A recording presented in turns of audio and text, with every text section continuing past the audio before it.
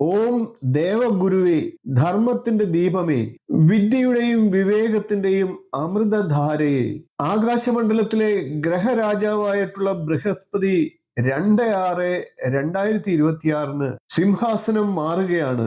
മിഥുനത്തിന്റെ വേഗത വിട്ട് കർക്കിടകത്തിന്റെ കുളിർമയിലേക്ക്, കരുണയും ജ്ഞാനവും കൈകോർത്ത് നടക്കുന്ന പാതയിലേക്ക്. ഓം ബൃഹസ്പതയേ നമ. ഓം ദേവഗുരുവേ നമ.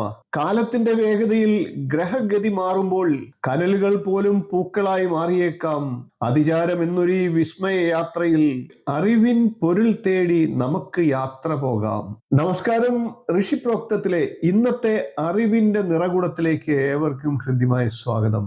കാലചക്രത്തിൽ എല്ലാ ഗ്രഹങ്ങളും സഞ്ചരിക്കുന്നു. എന്നാൽ ഗുരു നീങ്ങുമ്പോൾ ജീവിത രേഖകൾ തന്നെ പുനർലിഖിതമാകുന്നു. 2026 ജൂൺ 2 ബൃഹസ്പതി മിഥുനത്തിന്റെ അസ്ഥിരവായുവിൽ നിന്ന് കർക്കിടകത്തിന്റെ സ്നേഹജലത്തിലേക്ക് അതിചാരത്തോടെ കടക്കുന്നു. ഇത് വെറും ഒരു രാശിമാറ്റമല്ല, അവസരങ്ങൾ വേഗത്തിൽ തുറക്കുന്ന ഒരു കാലഘട്ടമാണ്. ചിലർക്കിത് പുതിയ തുടക്കമാകും, ചിലർക്കിത് പരീക്ഷയാകും. എന്നാൽ ധർമ്മത്തിന്റെ വഴിയിൽ നിൽക്കുന്നവരെ ഗുരു കൈവെടിയുകയില്ല.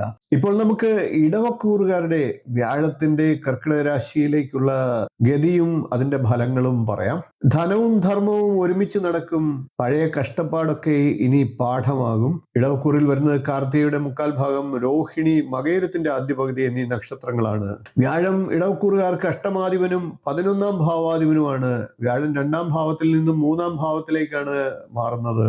ഇതുവരെ ഇടവൻ രാശിക്കാർക്ക് ശത്രുനാശം, ലൗകിക സുഖങ്ങൾ, ധനലാഭം ഇവയൊക്കെ ഉണ്ടാകുന്നതിനുള്ള കാലമായിരുന്നു. എന്നാൽ 2ാം ഭാവത്തിൽ നിന്ന് 3ാം ഭാവത്തിലേക്ക് വ്യാഴം മാറുമ്പോൾ അത് അത്ര ഗുണകരമല്ല. എന്നിരുന്നാലും വ്യാഴത്തിന്റെ ഉച്ചസ്ഥിതി മൂലം ദൃഷ്ടി വീഴുന്ന സ്ഥലങ്ങളിൽ ഗുണാനുഭവങ്ങളൊക്കെ ലഭിക്കുന്നതുമാണ്. ഇടവൻ രാശിയുടെ 7ാം ഭാവത്തിലേക്കും 9ാം ഭാവത്തിലേക്കും 11ാം ഭാവത്തിലേക്കും വ്യാഴത്തിന്റെ ദൃഷ്ടി പതിക്കുന്നുണ്ട്. അതുകൊണ്ട് തന്നെ വിവാഹാലോചനകൾ നടന്നുകൊണ്ടിരിക്കുന്നവർക്ക് അനുകൂലമായിട്ടുള്ള തീരുമാനമാകുന്നതാണ്. ഭാര്യാഭർത്താക്കന്മാരുടെ ഇടയിലെ പ്രശ്നങ്ങളൊക്കെ പരിഹരിച്ച് മുന്നോട്ട് പോകാൻ സാധിക്കും. ലൗകിക സുഖം വർദ്ധിക്കുന്നതാണ്. ആശയവിനിമയ ശേഷിയും വർദ്ധിക്കുന്നതാണ്. ബുദ്ധിപൂർവം ചില കാര്യങ്ങൾ ചെയ്തു തീർക്കാനാകുന്നതാണ്. പല നാളുകളായി ഇതുവരെ ലഭിക്കാതിരുന്ന ധനവും കൈവശം വന്നു ചേരുന്നതാണ്. ഭാഗ്യാനുഭവങ്ങൾ വർദ്ധിച്ച് ലഭിക്കുന്നതാണ്. സന്താനങ്ങൾക്ക് ഗുണാനുഭവങ്ങൾ വർദ്ധിച്ച് ലഭിക്കും. സന്താനങ്ങളുടെ നേട്ടങ്ങളിൽ സന്തോഷിക്കാനുള്ള അവസരങ്ങളും ഉണ്ടാകും. കുടുംബത്തെ സുഖവും സമാധാനവും ലഭിക്കുന്നതാണ്. സന്താനങ്ങളുടെ ഉയർച്ചയിൽ സന്തോഷവും അഭിമാനവും ഉണ്ടാകുന്നതാണ്.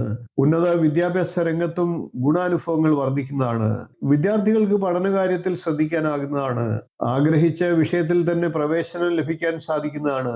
വിദേശയാത്രയൊക്കെ ആഗ്രഹിക്കുന്നവർക്ക് അത് തരപ്പെടുന്നതാണ്. പേരും പ്രശസ്തിയും ലഭിക്കുന്നതാണ്. ബിസിനസ് രംഗത്തുള്ളവർക്ക് ഗുണാനുഭവങ്ങൾ വർദ്ധിക്കുന്നതാണ്. സഹോദരങ്ങളുമായി നല്ല ബന്ധം നിലനിർത്തി മുന്നോട്ട് പോകാനായിട്ട് സാധിക്കും.